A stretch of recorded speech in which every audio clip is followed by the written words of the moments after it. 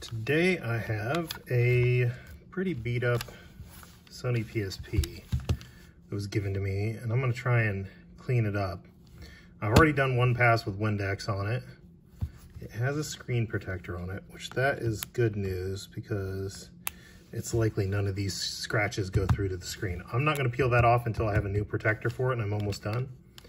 But I mean, it cleaned up all right. We still got some residue to deal with. So first things first, I'm going to hit it with some Windex.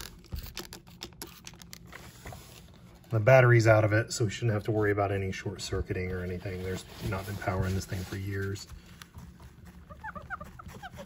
So the question is, is a paper towel abrasive enough to get whatever sticker residue is left on here?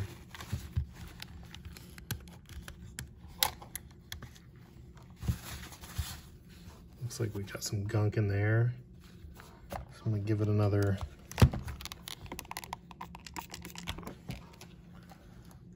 gonna get a Q-tip nice and covered with Windex.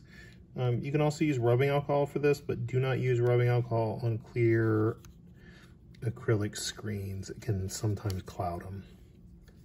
So you don't want to use it on those lenses.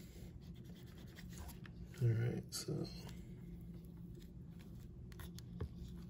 screw holes can sometimes carry some gunk. Oh, right there on the inside of the UMD tray is kind of nasty. It's just a spot that anything spilled or dust can accumulate in there.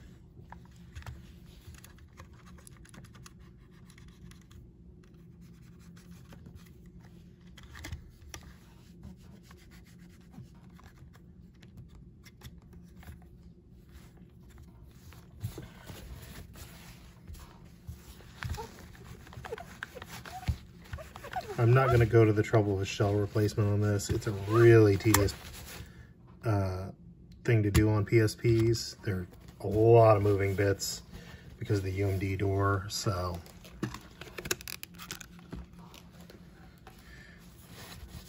I've heard, I haven't tried to do one of these. I've done some GBA SPs and some GBAs, and they're not too bad to take apart, but I've heard the PSP is much more complicated. A lot of cell phone type little thin ribbons to undo, and all the little levers that run the UMD door are pretty vulnerable, so if you screw them up, you're kind of out of luck. Now, one thing I'm going to check here is sometimes the PSP logo on the back, there is a sticker on this when it ships, and sometimes, you should check right here, it's still on there and the scratches are actually on the label. Now this one looks like the label was peeled off, but I've seen them before where all the scratches are in the clear plastic ring. So I'm just gonna have to deal with that. You could potentially take some steel wool or something and brush that, but I think you'd scratch the rest of the piano black background on it.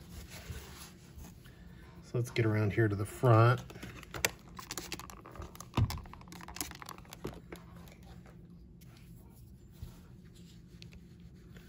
Get around the cracks of the buttons and this little circular trough here. You know, if you got it from somebody that, you know, ate chips or whatever while they were playing it, that kind of gunk can get in the buttons. And you could disassemble the front shell to get the buttons out, but if they travel freely and they're not stuck, you're probably fine just cleaning them out. Doesn't look like any super gross buildup here.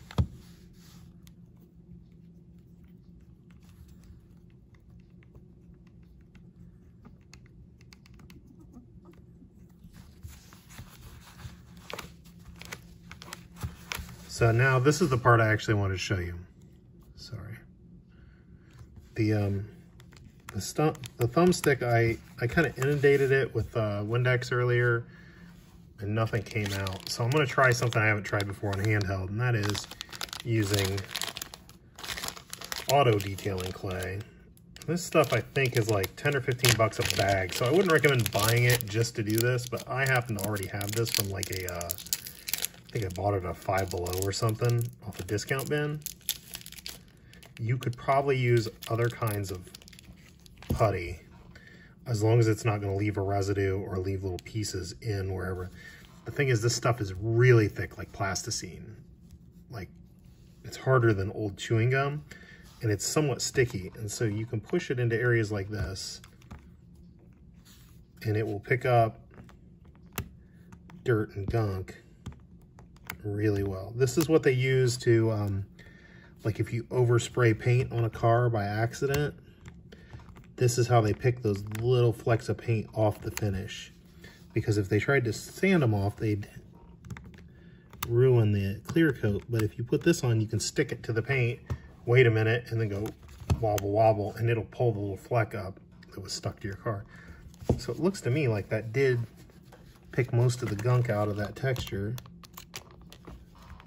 Don't want too much of that to go down in the guts. But like I said, there's no power on this, and it hasn't had a charge for a couple years. So it's going to be days before I get the new battery for it, so the internals will have plenty of time to dry out. You do not want to ever get liquid into the guts when there's a chance that capacitors or whatever still would have a charge. All right, so now I got a different problem. I got a little bit of blue gunk stuck in there. Let's see if I can pick up just that chunk.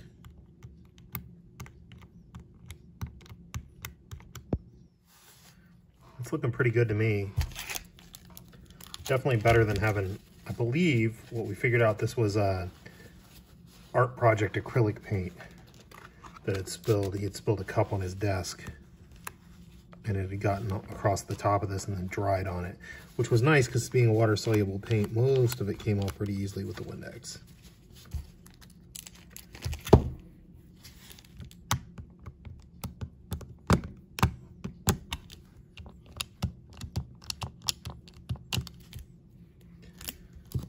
So I think you could use this. I've also seen people use thinking putty.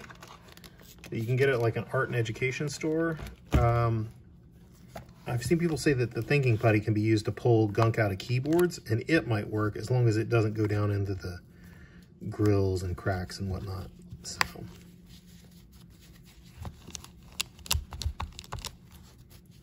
All right, little microfiber cleanup.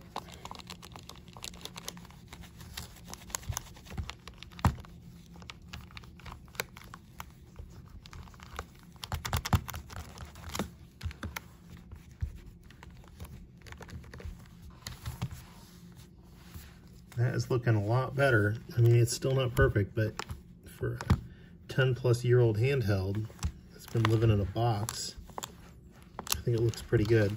So next steps, sorry about that bouncing the camera. Next steps, we get another screen protector and we peel this one off and replace it.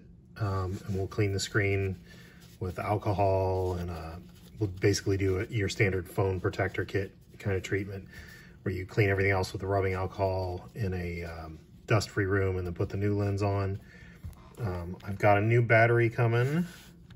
And then the other thing is, this I believe has a 2 gig Lexar memory stick Pro Duo in it. We can get an SD to memory stick adapter and put a big old, like a 32 gig memory stick on it. I think this one, the last time we booted it, I think it still had custom firmware on it, but we can do the latest CFW, and then should be a nice little emulator handheld for somebody.